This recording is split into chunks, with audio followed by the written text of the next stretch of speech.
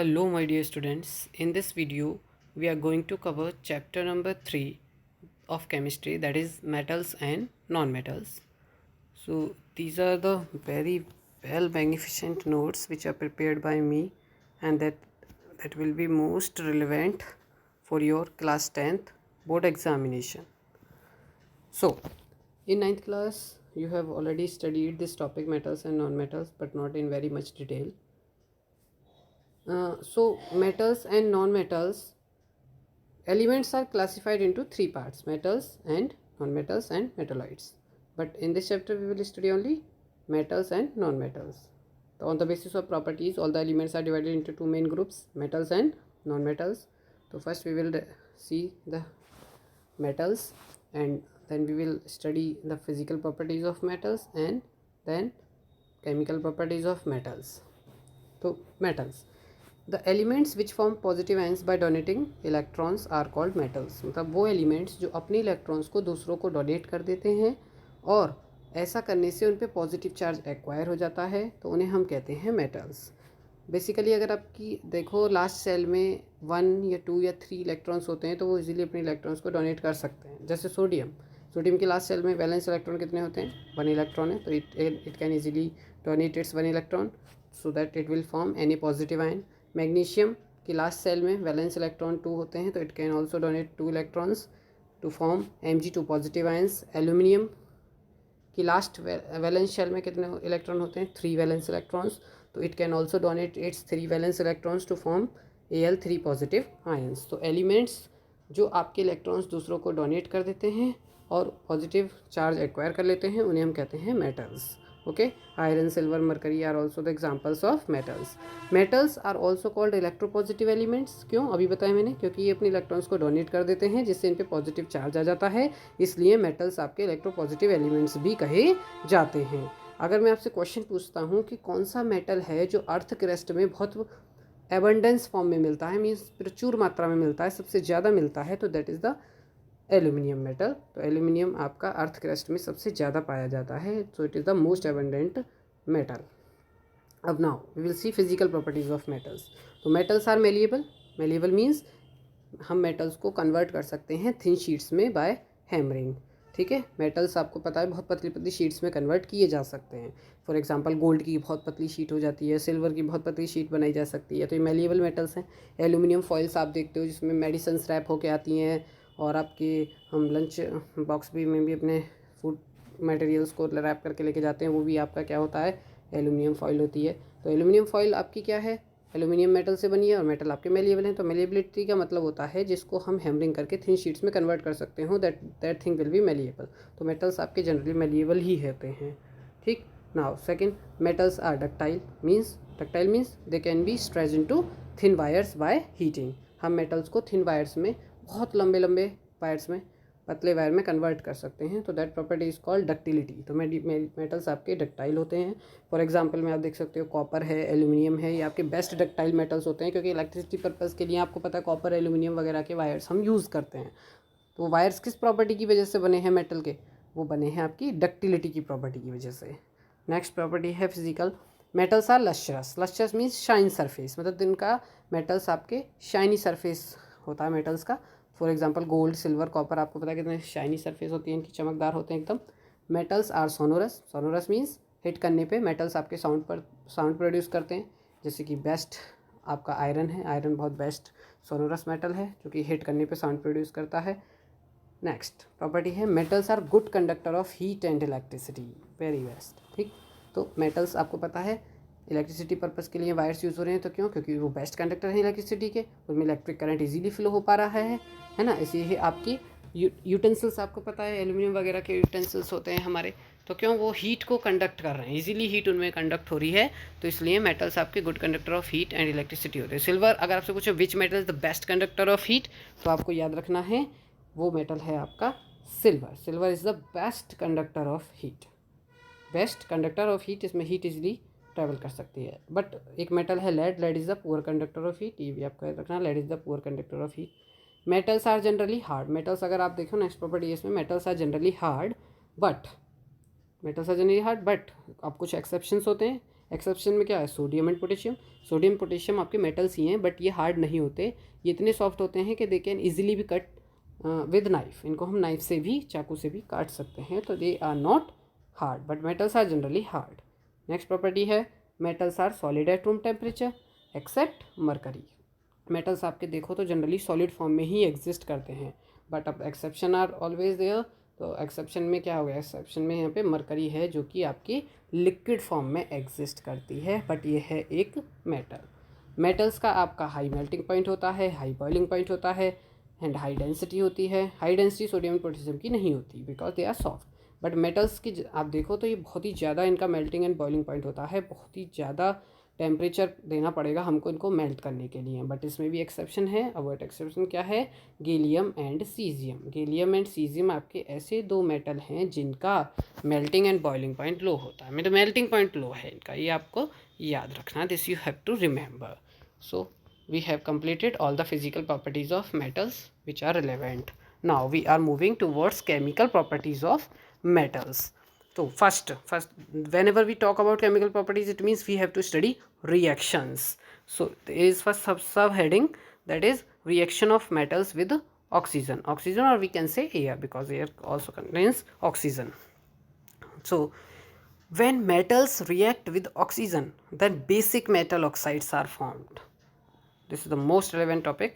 क्या आपने देखा कि मेटल्स जब ऑक्सीजन के साथ रिएक्ट करती है, तो करते हैं जितने भी मेटल्स हैं मोस्टली, वो ऑक्सीजन के साथ रिएक्ट करने पर बेसिक मेटल ऑक्साइड बनाते हैं। This you have to remember what, basic metal oxide. MCQ में भी पूछा गया है काफ़ी बार क्वेश्चन कि किस टाइप की मेटल ऑक्साइड्स बनती हैं जब मेटल्स और ऑक्सीजन आपस में रिएक्ट करते हैं, तो that will B basic metal oxides. और कोई भी इसमें बाय प्रोडक्ट बाहर नहीं निकल रहा है, only one compound is form. और बेसिकली इफ़ आई आस्क कि दिस कौन सी टाइप की रिएक्शन है, तो this is a combination reaction, क्योंकि यहाँ पे दो एलिमेंट्स आपस में मिलकर एक थर्ड, मतलब एक न्यू कंपाउंड को फॉर्म कर रहे हैं, ओनली वन कंपाउंड। ओके, तो यहाँ पे देख सकते हो रिएक्शन में सोडियम जब ऑक्सीजन के साथ रिएक्ट करेगा तो सोडियम ऑक्साइड फॉर्म हो रहा है, magnesium plus oxygen magnesium oxide, aluminium plus oxygen aluminium oxide, और these all equations are in balanced form, or whenever you will write a chemical equation you will have to write in balanced form. Okay, so now we will study first chemical property कि whenever metal reacts with oxygen then always basic metal oxides are formed. Now we are moving towards second chemical property, that is reaction of metals with water. So क्या लिखा है यहाँ पर, when metals react with water then metal hydroxides and hydrogen gas are formed। मतलब metal जब water के साथ react करते हैं तो metal hydroxide and hydrogen gas form होता है। बट यहाँ पे आपको एक चीज़ याद रखनी है, क्या कि जब मेटल स्टीम के साथ, भाप के साथ रिएक्ट होता है, तब हाइड्रोक्साइड फॉर्म ना होकर के सिंपल ऑक्साइड फॉर्म होगी अलॉन्ग विद हाइड्रोजन। हाइड्रोजन दोनों केस में फॉर्म हो रही है, जैसे कि आप यहाँ पे देख सकते हो कि जब मेटल आपका वाटर के साथ रिएक्ट कर रहा है तो आपका सोडियम हाइड्रोक्साइड बन रहा है along with hydrogen. But when metal is reacting with steam then आपका ऑक्साइड फॉर्म हो रहा है along with hydrogen. Okay,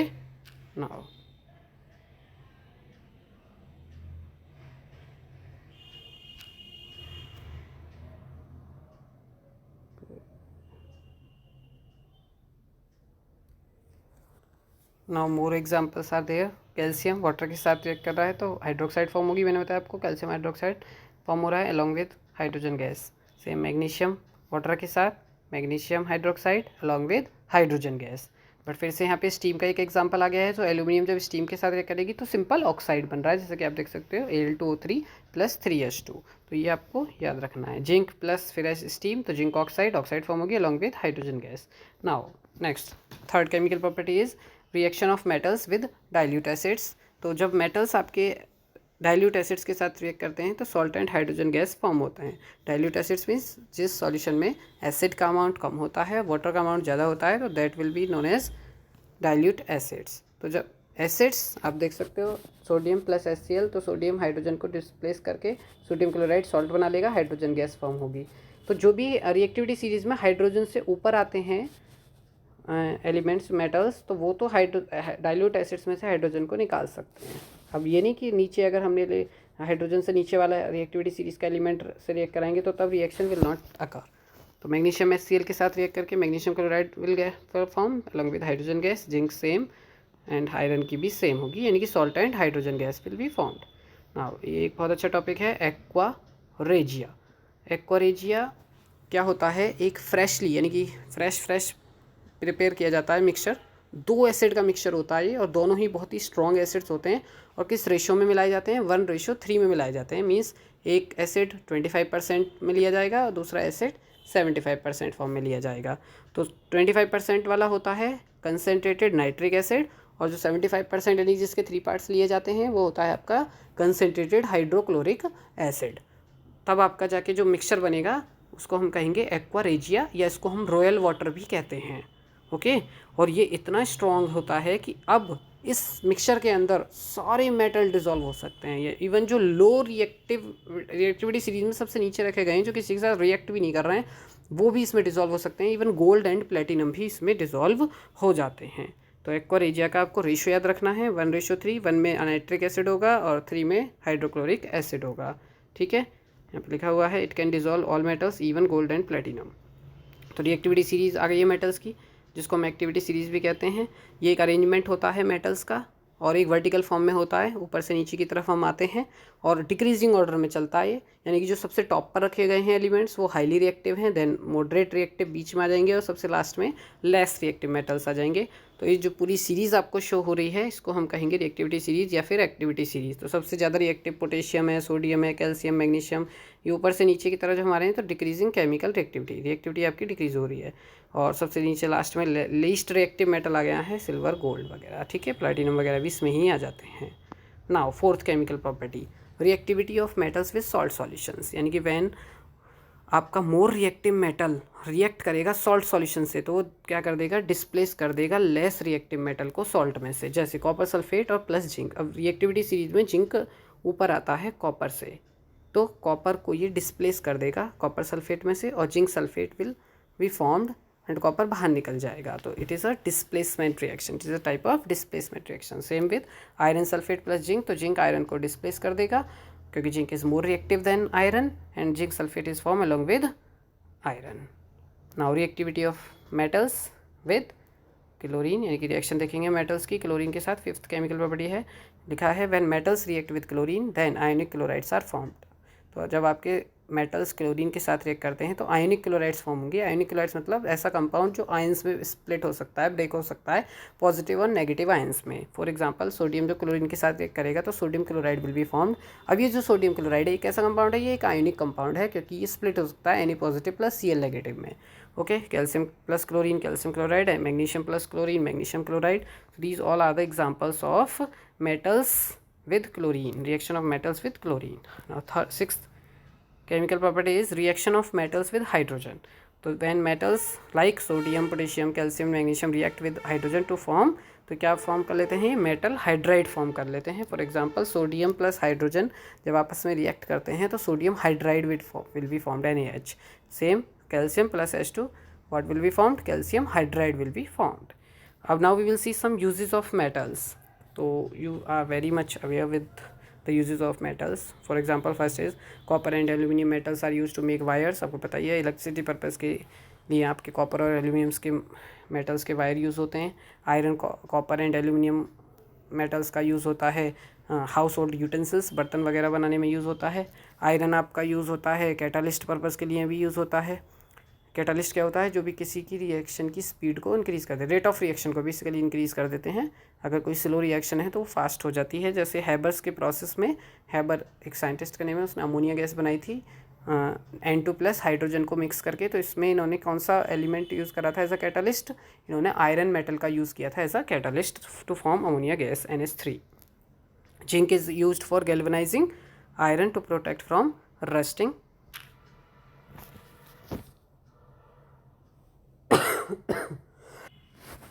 zinc is used for galvanizing iron to protect from rusting. तो गैल्वेनाइजेशन एक ऐसा प्रोसेस है जिसमें कोटिंग चढ़ा दी जाती है जिंक पेस्ट की ओवर आयरन मेटल्स आर्टिकल्स, जिससे कि वो रस्टिंग से, जंग लगने से बच जाते हैं। तो उसमें जिंक का यूज़ होता है गैल्वेनाइजेशन के लिए। ठीक है, silver and gold metals are use to make jewellery, ये आपको पता ही है। लेड मेटल का यूज़ कार बैटरीज बनाने में किया जाता है।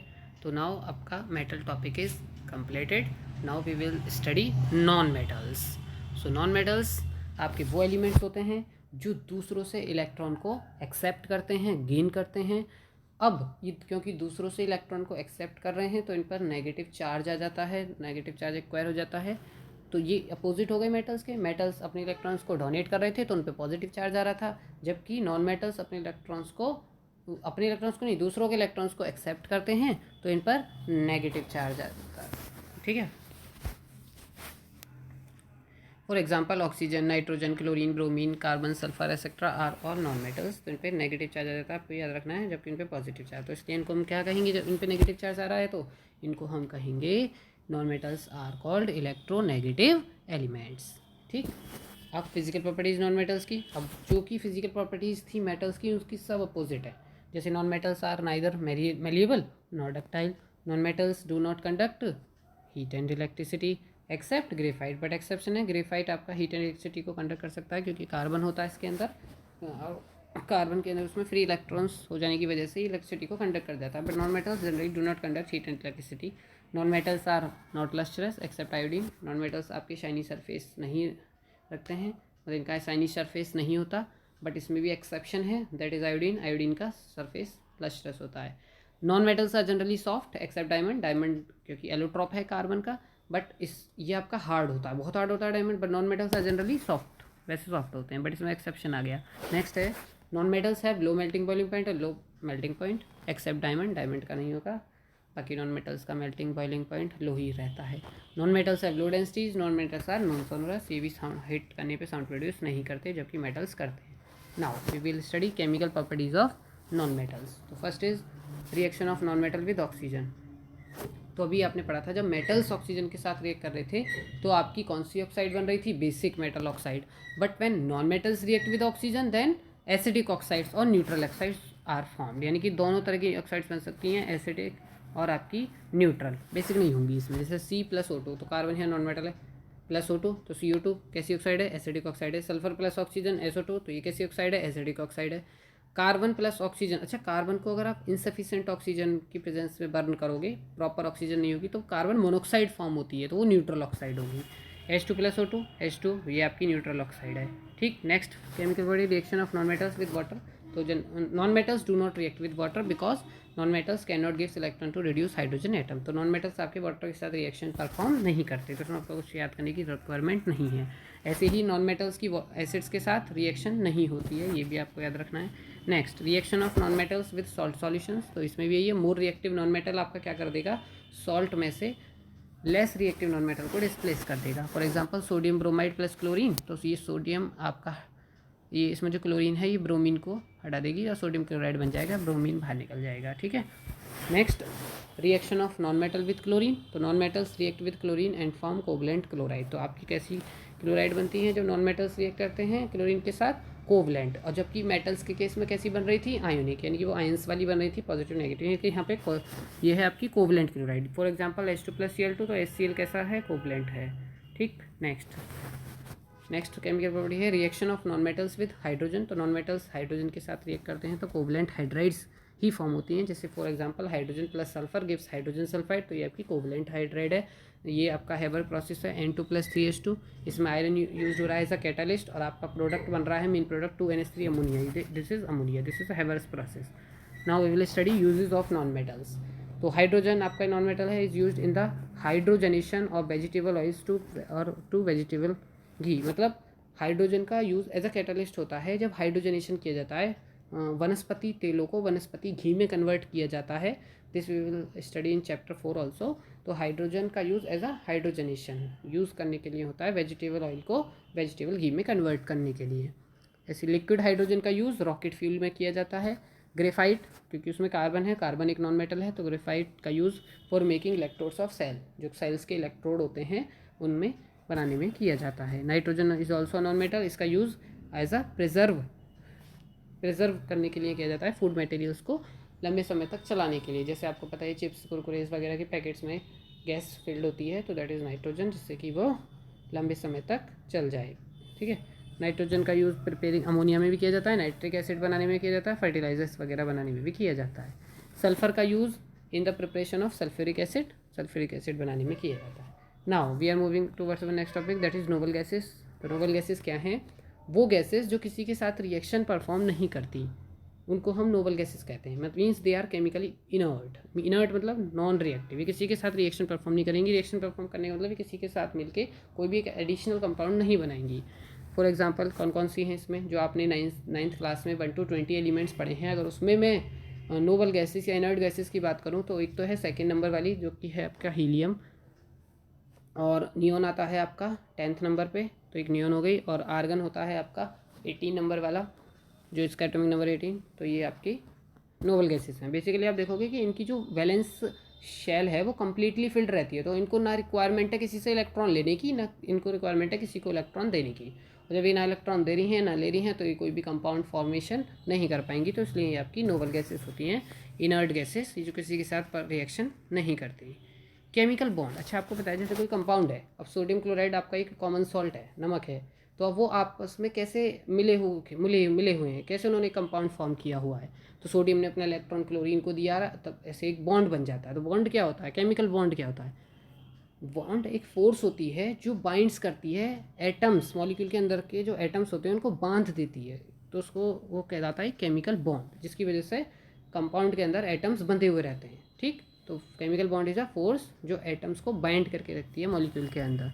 ठीक, दो टाइप्स के केमिकल बॉन्ड हैं, बेसिकली बहुत टाइप्स के होते हैं, बट हमारे सिलेबस में ये 10th में 2 टाइप्स के ही केमिकल बॉन्ड हैं। First one is ionic bond, second one is covalent bond. Ionic bond कैसे फॉर्म होता है? इलेक्ट्रॉन्स के ट्रांसफ़र होने से। जब कोई एलिमेंट अपना इलेक्ट्रॉन दूसरे को दे रहा है और फिर वो दूसरा वाला एक्सेप्ट कर रहा है, तो उससे आयोनिक बॉन्ड फॉर्म होगा, एक पे जिसमें एक पे पॉजिटिव चार्ज रहेगा और एक पर नेगेटिव चार्ज रहेगा। कोवलेंट बॉन्ड्स आपकी शेयरिंग, इलेक्ट्रॉन्स के शेयरिंग होने से, दो एटम्स के बीच में शेयरिंग होगी इक्वल अमाउंट में, तो शेयरिंग होने से आपका कोवलेंट बॉन्ड फॉर्म होता है। ठीक, ऐसे आपने आयंस पढ़े हुए हैं। आयंस क्या होते हैं? Charge particles, electrically charge particles जो होते हैं उन्हें हम आयंस कहते हैं। ये भी 2 टाइप्स के होते हैं, कैटायंस एंड एनायंस। अब आयंस मतलब पॉजिटिव नेगेटिव 2 तरह का चार्ज हो सकता है। अब पॉजिटिव वाले को हमने कैटायन की कैटेगरी में कर दिया, तो cations are positively charge particle. जैसे कि मेटल्स आपके कैटायंस ही होते हैं जनरली, क्योंकि उन पर पॉजिटिव चार्ज एक्वायर आ जाता है इलेक्ट्रॉन्स को डोनेट करने के बाद।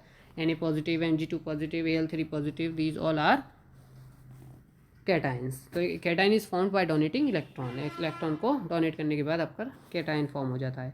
एनायंस आपके नेगेटिवली चार्ज पार्टिकल्स होते हैं।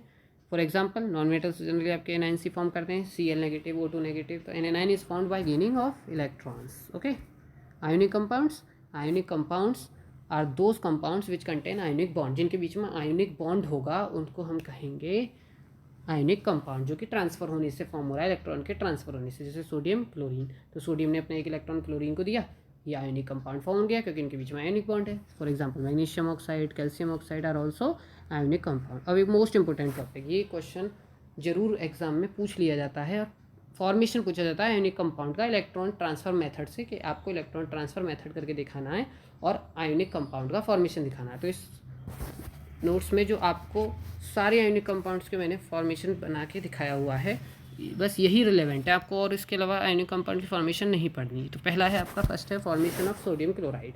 तो आपको देखना है सोडियम का इलेक्ट्रॉनिक कन्फिग्रेशन 281 होगा क्योंकि इसका एटॉमिक नंबर 11 है। ऐसे ही क्लोरीन का एटॉमिक नंबर 17 है तो उसका इलेक्ट्रॉनिक कन्फिग्रेशन 287। तो हमें सिर्फ बैलेंस इलेक्ट्रॉन से मतलब है। तो हमने बताया कि सोडियम की लास्ट वाली शेल में कितने इलेक्ट्रॉन है? 1। तो हम अच्छा अलग अलग रिप्रेजेंटेशन करेंगे। अब सोडियम का जो लास्ट वाला इलेक्ट्रॉन है उसको हम डॉट से दिखा रहे हैं, जबकि जो क्लोरीन की लास्ट वाली शेल में इलेक्ट्रॉन है वो है 7, तो उसको हम किससे दिखाएंगे? उसको हम क्रॉस साइन से दिखा रहे हैं। तो ये इसका 1 इलेक्ट्रॉन है सोडियम का, ये क्लोरीन का है। तो ये मैंने सोडियम का 1 इलेक्ट्रॉन दिखा दिया डॉट से, और ये आपके क्लोरीन के डॉट क्रॉस से दिखा दिया। सोडियम का डॉट, इसका क्रॉस से दिखा दिया। तो देखो अब सोडियम की लास्ट वाली सेल में 1 और क्लोरीन की लास्ट वाली सेल में 7, 1 2 3 4 5 6 7। लेकिन इसको ऑक्टेट कंप्लीट करने के लिए, ऑक्टेट मतलब बेसिकली इसको अपनी शेल में 8 इलेक्ट्रॉन्स करने हैं, तो ये क्या करेगा? अपना 1 इलेक्ट्रॉन सोडियम से एक्वायर कर लेगा। तो सोडियम इसको इजीली अपना डोनेट कर देगा इलेक्ट्रॉन, क्योंकि डोनेट करने के बाद सोडियम की सेल में भी 8 इलेक्ट्रॉन रह जाएंगे। ठीक, तो अब आपने देखना है कि क्या बन जाएगा। देखो बिल्कुल हमें इस तरीके से ही दिखाना पड़ेगा, ये इलेक्ट्रॉन ट्रांसफ़र करके दिखाना पड़ेगा जैसे मैंने यहाँ पे दिखाया हुआ है। तो ये आपका बन जाएगा Na पे पॉजिटिव चार्ज आ गया 1, क्यों? क्योंकि उसने 1 अपना इलेक्ट्रॉन डोनेट कर दिया। और क्लोरीन ऐसी ब्रैकेट में बंद करना है आपको, क्लोरीन पर नेगेटिव चार्ज आ जाएगा 1, क्योंकि इसने 1 एक्सेप्ट करा है। तो फाइनल आपका कंपाउंड बन गया sodium chloride. Is it okay? Now second compound is aluminium chloride. Aluminium chloride देखना है अब आपको. तो एल्यूमिनियम में लास्ट वाली शेल में कितने इलेक्ट्रॉन हैं? 13, मतलब 13 एटॉमिक नंबर है, 3 है लास्ट वाली शेल में इलेक्ट्रॉन. एंड क्लोरीन 7 है सेम. अब आपको ये कंपाउंड याद रखना है. एल्यूमिनियम क्लोराइड का फॉर्मूला होता है AlCl3. तो इट मीन्स अब हमें क्लोरीन के कितने एटम लेने पड़ेंगे? 3, और एल्यूमिनियम का 1 लेना पड़ेगा. तो यहाँ पे देखो ये एल्यूमिनियम हमने लिया, इसके कितने इलेक्ट्रॉन? लास्ट वाली शेल में 3 इलेक्ट्रॉन है, तो वो 3 को हमने डॉट से रिप्रेजेंट कर दिया. और यहाँ पे हमें 3 क्लोरीन एटम्स लेने हैं, और तीनों के क्लोरीन के लास्ट के वैलेंस इलेक्ट्रॉन को हमें डॉट से रिप्रेजेंट कर दिया. इसके भी और इसके भी. और अब क्या होगा? ये एल्यूमिनियम, क्योंकि हर क्लोरीन को एक एक इलेक्ट्रॉन की रिक्वायरमेंट है अपनी ऑक्टेट कंप्लीट करने के लिए, तो एल्यूमिनियम अपना एक एक इलेक्ट्रॉन तीनों क्लोरीन एटम को डोनेट कर देगा, ट्रांसफ़र हो जाएगा वो. तो अब यहाँ पे आप देखोगे कि एल्यूमिनियम ने कितने इलेक्ट्रॉन डोनेट करे हैं? 3. तो इस पर 3 पॉजिटिव चार्ज आ गया. जबकि क्लोरीन ने कितने इलेक्ट्रॉन लिए हैं? अब एक एक क्लोरीन ने एक एक लिया है, तो इसलिए हम क्लोरीन को बॉक्स में बंद करके इसके बाहर 3 लिख देंगे, और एल्यूमिनियम के ऊपर 3 पॉजिटिव चार्ज लगा देंगे. Cl के बाहर -1 लगा देंगे. तो फाइनल फॉर्मूला बन जाएगा आपका AlCl3. Okay. Now next formation of magnesium chloride. तो मैग्नीशियम क्लोराइड का फॉर्मूला होता है MgCl2. तो आपको क्लोरीन के 2 आइटम लेने होंगे, मैग्नीशियम का 1. तो मैग्नीशियम के लास्ट वाली शेल में 2 इलेक्ट्रॉन्स होते हैं, वैलेंस इलेक्ट्रॉन्स, क्योंकि इसका इलेक्ट्रॉनिक कन्फिगरेशन 2a2 है. क्लोरीन के लास्ट में 7. तो फिर हम मैग्नीशियम के इलेक्ट्रॉन्स को डॉट से दिखाएंगे, क्लोरीन के क्रॉस से, और मैग्नीशियम एक एक इलेक्ट्रॉन दोनों क्लोरीन आइटम को दे देगा. तो Mg ने 2 इलेक्ट्रॉन डोनेट कर दिए, तो उस पर 2 पॉजिटिव चार्ज आ गया. क्लोरीन के 2 आइटम है, तो बाहर 2 लिखेंगे ब्रैकेट के, और इसने एक एक इलेक्ट्रॉन लिया, क्लोरीन ने माइनस लगा देंगे बाहर. तो फिर यहाँ पर हमारा फाइनल बन गया magnesium chloride. Next formation of potassium chloride. तो पोटेशियम का एटॉमिक नंबर होता है 19, इलेक्ट्रॉनिक कन्फिगरेशन हो जाएगा 281. क्लोरीन का 17, इलेक्ट्रॉनिक कन्फिगरेशन 287. तो पोटेशियम क्लोराइड का बेसिकली फॉर्मूला होता है KCl. तो यहाँ पे एक ही पोटेशियम एटम आएगा, एक ही क्लोरीन एटम आएगा. तो पोटेशियम के लास्ट इलेक्ट्रॉन कितना है बैलेंस सेल में? 1. तो 1 रिप्रेजेंट कर दिया डॉट से, और क्लोरीन का कितने हैं? वही लास्ट में 7, वो हमने रिप्रेजेंट कर दिए क्रॉस से. तो ये पोटेशियम अपना एक इलेक्ट्रॉन क्लोरीन को डोनेट कर देगा, और K पे पॉजिटिव चार्ज फॉर्म हो जाएगा, Cl पे नेगेटिव फॉर्म हो जाएगा. फाइनल प्रोडक्ट हो जाएगा KCl. Okay. Next 5th is formation of calcium chloride. तो कैल्शियम क्लोराइड का फॉर्मूला होता है CaCl2. तो कैल्शियम की लास्ट वाली शेल में 2 इलेक्ट्रॉन है, क्योंकि इसका इलेक्ट्रॉनिक कोएफिशिएंट 282 होता है, और क्लोरीन का आपको पता ही है 287. ठीक, ये देख सकते हो आप. तो कैल्शियम हमें 1 एटम लेना है, और क्लोरीन के 2 एटम लेने हैं. तो अब कैल्शियम क्या करेगा? एक एक इलेक्ट्रॉन दोनों क्लोरीन एटम को ट्रांसफ़र कर देगा. ठीक. तो कैल्शियम ने कितने इलेक्ट्रॉन डोनेट करे अपने? 2. तो इस पर 2 पॉजिटिव चार्ज आ गया, और क्लोरीन 2 थे, तो इसलिए हम ब्रैकेट के बाहर 2 लगाएंगे, और इस पर -1 लगाएंगे, क्योंकि क्लोरीन ने अपना एक ही इलेक्ट्रॉन लिया है. ठीक. नेक्स्ट, तो फाइनल फॉर्मूला बन गया हमारा CaCl2. Next is formation of sodium oxide. अगर आपको क्वेश्चन आता है ना कि show the formation of sodium oxide bye electron transfer method, तो आपको इसी फॉर्म में ही करना होगा क्वेश्चन, इसी वे में इस रिप्रेजेंटेशन दिखानी होगी. तो सोडियम ऑक्साइड का फॉर्मूला होता है Na2O, यानी कि सोडियम के 2 एटम आते हैं, ऑक्सीजन का 1. तो हम ऑक्सीजन को सेंटर में लेके दूसरा सोडियम बना देंगे. तो सोडियम की लास्ट वाली शेल में 1 इलेक्ट्रॉन है, तो 1 इलेक्ट्रॉन दिखा दिया दोनों सोडियम एटम पे, और ऑक्सीजन की लास्ट वाली शेल में 6 इलेक्ट्रॉन, तो इस बार 6 दिखाएंगे. अब क्योंकि ऑक्सीजन को 2 इलेक्ट्रॉन की रिक्वायरमेंट है अपनी ऑक्टेट कंप्लीट करने के लिए, 8 इलेक्ट्रॉन्स को कंप्लीट करने के लिए, तो वो दोनों इलेक्ट्रॉन किससे एक्वायर कर लेगा? दोनों सोडियम एटम से एक एक इलेक्ट्रॉन को एक्वायर कर लेगा. तो अब सोडियम ने कितने इलेक्ट्रॉन लिए हैं? 2 इलेक्ट्रॉन. तो इस पर 2 लग गया बाहर, और पॉजिटिव 1 लग गया. ऑक्सीजन ने अपने 2 सोडियम ने एक सोडियम ने दिए हैं, तो इस पर प्लस लग गया है. ठीक है. ऑक्सीजन ने 2 इलेक्ट्रॉन लिए हैं, अकेले ऑक्सीजन एटम ने लिए हैं, तो इस पर इसलिए -2 लगा है, ऊपर देख सकते हो आप 2 नेगेटिव. तो फाइनल फॉर्म बन गया सोडियम ऑक्साइड Na2.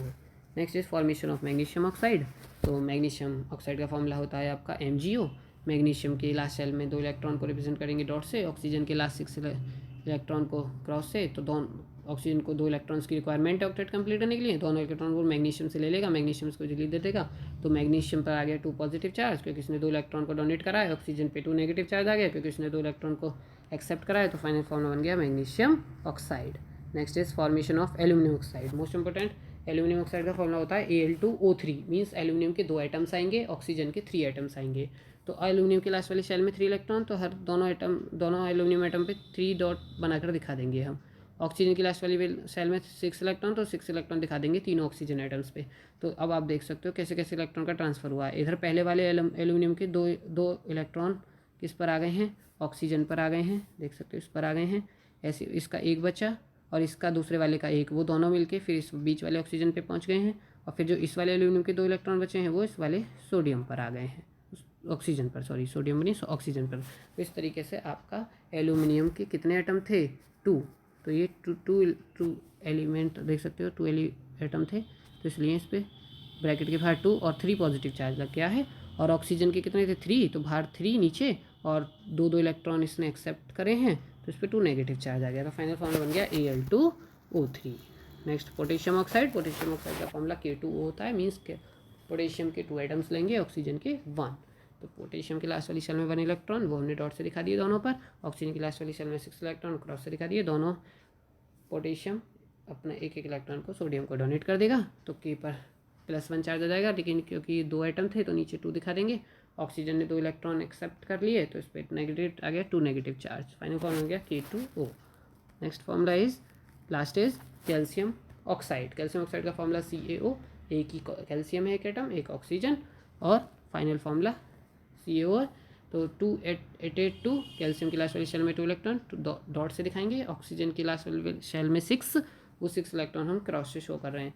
तो दोनों इलेक्ट्रॉन कैल्शियम के ट्रांसफ़र हो जाएंगे ऑक्सीजन पर। तो कैल्शियम ने अपने 2 इलेक्ट्रॉन ट्रांसफ़र कर दिए, तो इस पर 2 पॉजिटिव चार्ज आ गया। ऑक्सीजन ने 2 इलेक्ट्रॉन एक्सेप्ट करें, इस पर 2 नेगेटिव चार्ज आ गया। फाइनल फॉर्मूला बन गया CaO। तो आपको ओनली यही कंपाउंड्स, आयनिक कंपाउंड्स प्रिपेयर करने हैं फॉर इलेक्ट्रॉन ट्रांसफ़र मेथड। सो इस वीडियो में हम बस इतना ही कवर करेंगे, बाकी जो सेकंड पार्ट होगा वो इस चैप्टर को पूरा कवर कर देगा। ओके।